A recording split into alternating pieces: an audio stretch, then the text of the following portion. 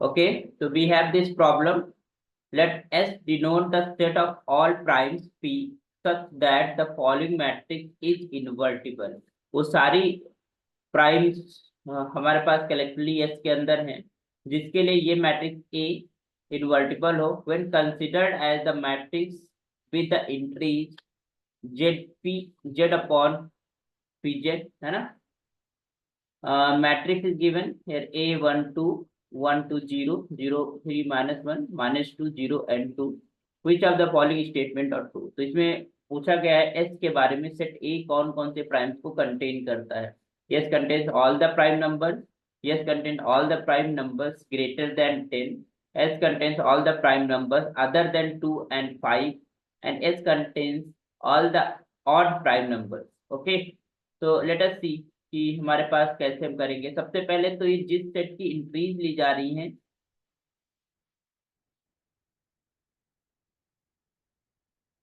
Question set है, तो that is your isomorphic to Z P. We know that ये चीज आइसोमॉर्फिक होती है किसके, जेड पी के. It means we are taking the entries from P. P मतलब होता है कि that is your addition modulo, है ना. पी, है ना. पी से डिवाइड करके हमें पास रिमाइंडर 0 बचना चाहिए, है ना. अगर वो पी से डिवाइड करने के बाद जो रिमाइंडर बचेगा, या यू नो दैट कि जेडपी के अंदर हमारे पास एलिमेंट्स कैसे होते हैं. We know that it is 0 1 2 3 up to this is your p minus 1, है ना. And this is your addition modulo p काम करता है ऑपरेशन. तो हमारे पास सबसे पहले तो हम ए की बात करते हैं. ए का डिटरमिनेंट आप लोग कैलकुलेट कर लीजिए सिंपली. जैसे हम डिटरमिनेंट कैलकुलेट करते हैं, let us calculate the determinant. 1 2 0 0 3 minus 1 and this is minus 2 0. Okay, तो यहाँ से आ जाएगा 1, ये गया that is equal to 3 minus 1 0 and 2 and this is minus of 2. और ये हमारे पास कॉलम पूरा पूरा रो, तो हमारे पास बचेगा 0 माइनस का 2 माइनस का 1 एंड 2. ओके, बाकी टर्म 0 हो जाएगा. तो दैट इज तो 3 टू जा 6, तो हो जाएगा 6 माइनस 0 एंड माइनस का 2 that is 0 minus minus plus minus का 2. तो ये हो जाएगा तुम्हारे पास 6 और माइनस माइनस प्लस, तो प्लस का क्या हो जाएगा 4 and that is equal to 10. Okay, तो हमने क्या कर रखना है कि this is your invertible. Invertible matrix है. इसका मतलब है कि हमारा जो डिटर्मिनेंट है that should be non zero. लेकिन अगर हम p इक्वल टू, देखिए p इक्वल टू अगर हम 2 ले लेते हैं और 2 से इस क्वांटिटी 10 को हम डिवाइड करेंगे, है ना. अगर हम बात करेंगे मॉडुलो की, तो हम p अगर 2p बराबर 2 रखते हैं और 10 को डिवाइड करते हैं तो पूरा पूरा डिविजिबल हो जाएगा. तो रिमाइंडर क्या आ जाएगा, 0 आ जाएगा. For this p equal to 2 determinant of p equal to 0, है ना. इसको p से डिवाइड करके रिड्यूस भी करना है ना. We are starting from p the prime number and if I taken p equal to 3, तब हमारे पास डिटर्मिनेंट 1 बचेगा. दैट इज ओके बिकॉज 3 3 जा 9 and 1 is remainder. p equal to हमने 5 लिया, तब भी हमारे पास रिमाइंडर 0 आ जाएगा. एंड p इक्वल टू 7, तो 7 देन हमारे पास 3 बच जाएगा. तो इस तरीके से हम देख रहे हैं कि केवल 2 प्राइम नंबर्स है. कौन सी, एक तो 2 और दूसरा 5, जिसमें हमारा डिटरमिनेंट 0 हो रहा है. इसका मतलब जो मैट्रिक्स है वो हमारे पास सिंगुलर है, वो इन्वर्टिबल नहीं है. वो सिंगुलर मैट्रिक्स बन जाएगी, that will B not invertible. इसके अलावा कोई भी प्राइम नंबर ले ले, लाइक 3 ले लिया, तो उसके लिए भी हमारे पास ये तुम्हारे पास इन्वर्टिबल हो जाएगा. p इक्वल टू 7 के लिए भी इन्वर्टिबल हो जाएगा. p बराबर 11 के लिए भी इन्वर्टिबल हो जाएगा, है ना. 11 के लिए तो 10 ही बना रहेगा because it is more than 10 and so on. तो दिस इज तो 0, मतलब इसको जो डिफिकल्टी है, मतलब ये प्राइम्स हमारे एस सेट के अंदर नहीं हो सकते. ये 2 एंड 5, इसके अलावा सारे हमारे पास प्राइम्स इसके अंदर हैं। तो अब हमारे पास देख लेना, तो बिल्कुल कुछ नहीं करना था, डिटर्मिनेंट को कैलकुलेट करना था, और वी नो दैट कि this is isomorphic to Z P. इसका मतलब है हमें वो प्राइम्स देखने हैं जो इसको डिवाइड करके रिमाइंडर जीरो कर देते हैं, उनको हमें हटा देना है। और वो प्राइम्स लेने हैं जो नॉन जीरो डिटर्मिनेंट दे, तभी इन्वर्टिबल होगी मैट्रिक्स। ओके, तो अब देख लीजिए अपने option. Yes contains all the prime numbers, no because 2 and 5 is not there, इसका मतलब this option is wrong. Yes contains all the prime numbers greater than 10, no, उससे छोटे भी है, जैसे 3 है हमारे पास सेट के अंदर, एस के अंदर, और 7 भी है, तो ये भी स्टेटमेंट हमारा गलत हो गया। S contains all the prime numbers other than 2 and 5, yes, 2 and 5 को छोड़कर सारे प्राइम नंबर्स को एस कंटेन करता है, जिसके लिए ये मैट्रिक्स इन्वर्टिबल होगी, तो third option is correct. S contains all the odd prime numbers, no, S contains all the odd prime numbers, no, because odd में 5 भी आता है, भाई 2 तो नहीं है। अगर हमारे पास 5 भी इंक्लूडेड होता तो कह सकते थे कि ऑड प्राइम नंबर सारे कंटेन होते हैं, बट 5 भी एक्सक्लूड हो रहा है, इसका मतलब ये वाला ऑप्शन भी करेक्ट नहीं। क्लियर, गॉट इट, समझ में आ गया? बहुत सिंपल सवाल था, please let me know. Okay, तो नेक्स्ट प्रॉब्लम करते हम लोग।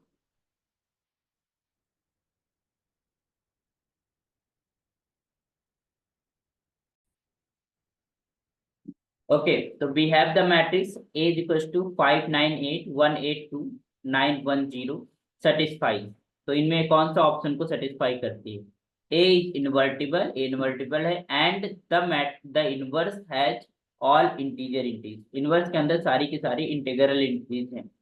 Determinant of A is odd, and determinant of A is divisible by 13, and determinant of A has at least two prime divisors.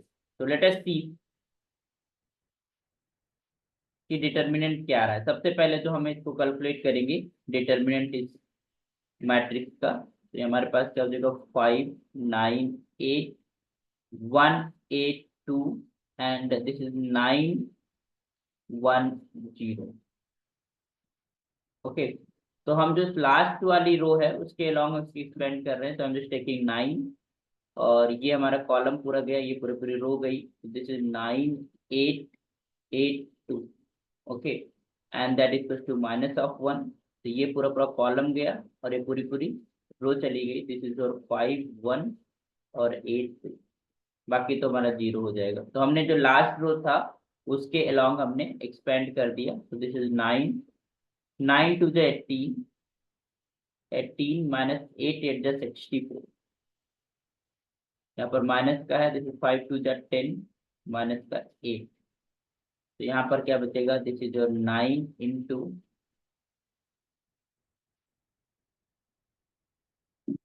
9 into 64, तो this is 14, 14 में से 18 जाएगा, 64 में से आपको 18 सब्ट्रैक्ट करना है, तो 14 में से 8 जाएगा तो 6 बचेगा, and this is your 5 to 1 is 4 46, वो भी माइनस का बचेगा, एंड माइनस का दिस इज योर 2, तो यहाँ पर 9 9 6 जा 54, क्या रहा answer, 3 and 4। Okay, let us सी,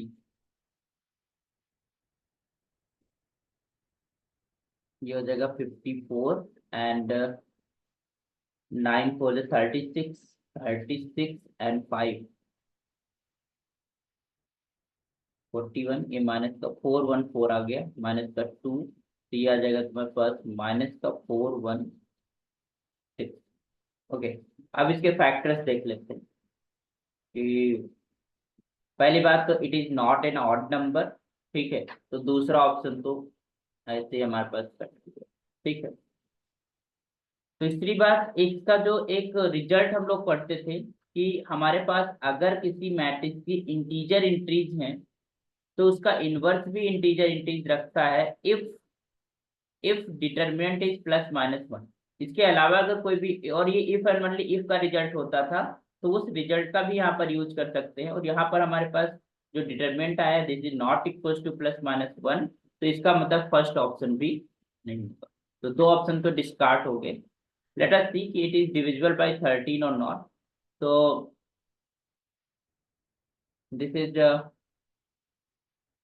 इसको फैक्टर्स कर लेते हैं, 4 1 6, दिस इज योर 2, फिर 2 0 8, फिर 2 से 2 1 0 4, फिर 2 से, फिर 5 and 2, फिर 2 से, that is equals to 26, फिर 2 से 13, 13 भी इसको डिवाइड करते हैं। तो the determinant is divisible by 13, it is your correct option. दूसरा, determinant of A has at least 2 prime divisors, है ना, इसके पास 2 प्राइम डिवाइजर्स हैं।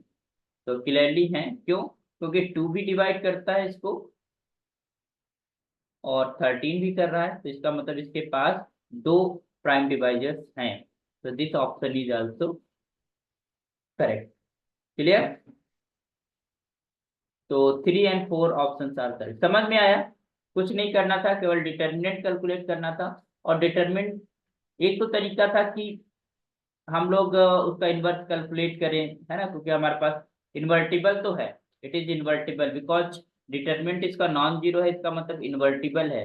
But all the entries will be integer, जिसकी सियोरिटी नहीं है। इसकी सियोरिटी कब, मतलब कब होती है? जब हमारे पास डिटरमिनेंट प्लस माइनस वन होता है ना। If determinant is plus minus one, then in that case all the inverse की जो इंट्रीज हैं वो भी हमारे पास इंटीजर इंट्रीज होती है।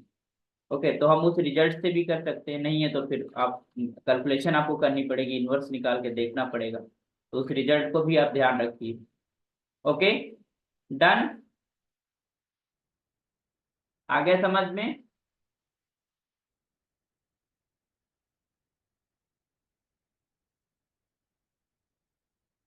Yes, sir. ओके, तो वी हैव दिस प्रॉब्लम। क्या प्रॉब्लम है? जो कि दिसंबर 2016 में पूछी गई थी। Let A I J B a n by n matrix such that a I j is an integer, मतलब all the entries of the matrix is are integer for all the I j. Okay, let a b is equals to identity matrix. तो A B जब identity होता है तो हमें पता है ना, इसको अगर हम सिंपली, हमारे पास you know that if A B is equal to identity matrix, this implies B A is just equal to identity matrix. इसका प्रूफ है हम लोगों के पास। एंड दिस इम्प्लाइज कि हमारे पास बी इज द इनवर्स